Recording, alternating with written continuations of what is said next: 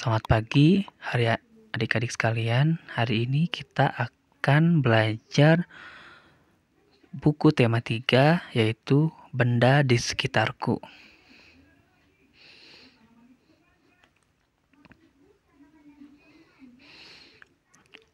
Kita masuk ke subtema pertama, yaitu Aneka Benda di Sekitarku. Ya. Kemarin adik-adik semua telah membaca teks di halaman 2. Ya. Di sini Bapak akan kembali mengulang apa yang telah adik baca. Ya. Benda-benda di sekitar kita. Apakah benda itu? Manusia, hewan, dan tumbuhan itu merupakan benda. Batu, gelas, dan buku juga itu merupakan benda. Dapatkah kamu melihat perbedaannya? Ya, manusia, hewan, dan tumbuhan itu merupakan benda hidup. Sementara batu, gelas, buku itu merupakan benda mati. Ya. Mengapa manusia, hewan, dan tumbuhan itu disebut benda hidup? Karena kita sebagai manusia itu bisa bergerak, bisa berpindah arah, dan juga kita bisa merubah posisi sendiri. Hewan pun begitu, sama, bisa bergerak, bisa berlari, ya. Dan juga tumbuhan bisa bergerak dengan bantuan angin. Sedangkan batu, gelas, buku itu merupakan benda mati. Apa sih yang disebut benda mati? Benda mati yaitu benda yang tidak bisa bergerak. Benda mati itu diam, ya. Dia tidak bisa berpindah arah, dia tidak bisa berlari seperti kita. Jadi benda mati itu benda yang diam dan tidak bisa bergerak. Ya, kalau kita melihat gelas, buku, itu batu, itu tidak bisa bergerak. Tapi bisa berpindah arah ketika ada yang memindahkannya. Jadi, apa sih yang dimaksud dengan benda itu? Ya, di sini ada bacaannya. Benda adalah segala sesuatu yang menempati ruang dan mempunyai massa. Massa benda dapat diukur dengan cara ditimbang.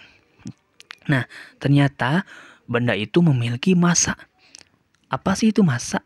Ya, massa itu adalah berat. Kita contohnya nih sebagai manusia itu mempunyai berat, ya. Dan bisa diukur dengan cara ditimbang, ya. Mungkin adik-adik waktu itu pernah mengukur berat badan adik-adik sekalian dengan timbangan. Ya, begitupun benda yang lain. Seperti batu, gelas itu pun bisa ditimbang. Tapi dengan timbangan yang berbeda dengan kita sebagai makhluk hidup. Ya, manusia, hewan, tumbuhan, batu, dan buku itu menempati ruang. Benda-benda itu juga dapat ditimbang. Ya, sekarang bagaimana sih membedakan benda dengan yang bukan benda? Contohnya, cahaya.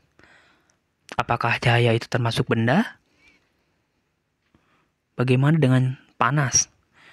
Ya, di sini dijelaskan bahwa cahaya dan panas bukanlah benda. Cahaya dan panas tidak menempati ruang.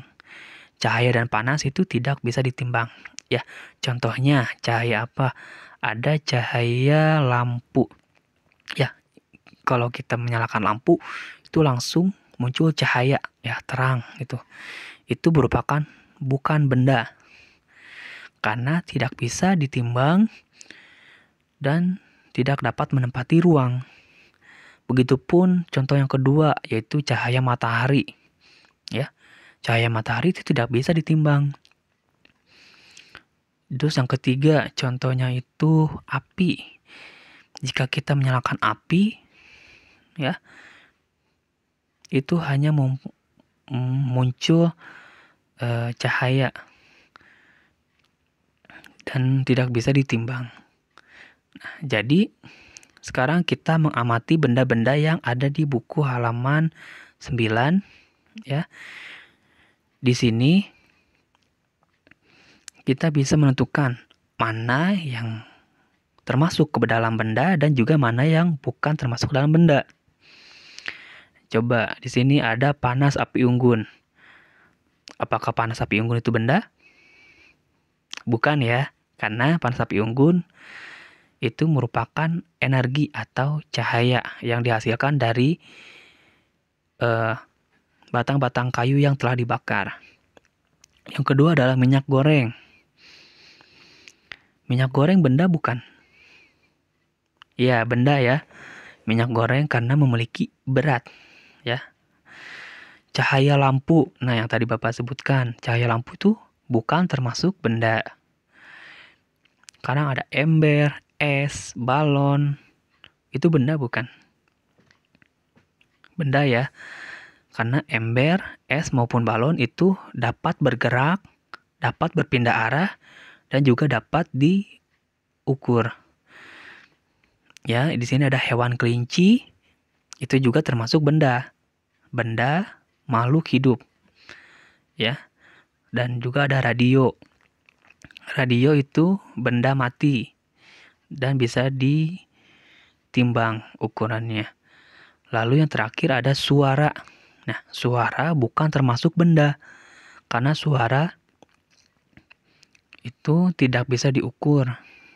Tidak bisa diukur oleh timbangan, tapi bisa diukur dengan alat yang lain. Selanjutnya, benda-benda itu memiliki ukuran. Ya. Contohnya di sini ada lemari, ban, kursi, dan buku.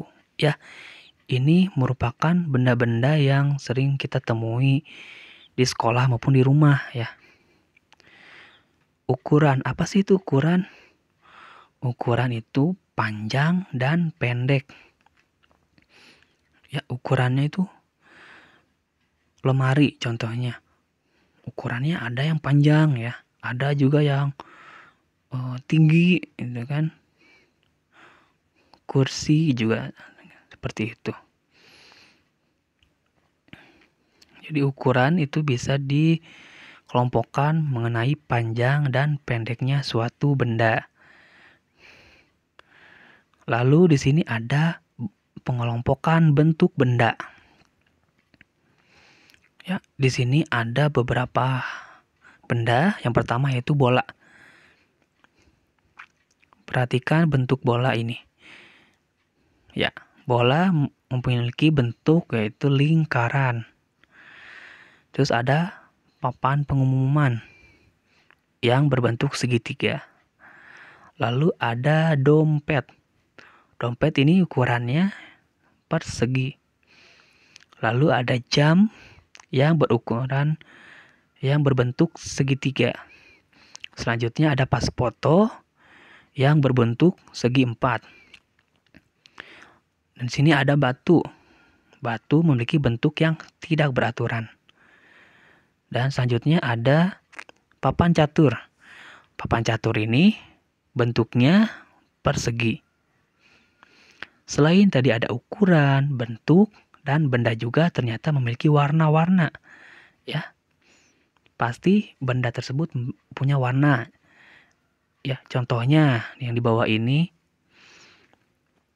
ada gelas. Ya, warna gelas di sini ada yang berwarna biru dan juga ada yang berwarna abu-abu. Lalu yang ketiga itu ada benda tinta, ya, tinta yang berwarna ungu. Selanjutnya ada pensil, ada 2 pensil dan 1 penghapus. 2 pensil tersebut berwarna ungu dan jingga. Ya. Nah, jadi begitu, benda tersebut selain memiliki berat, bisa diukur, ternyata benda juga mempunyai bentuk dan juga warna.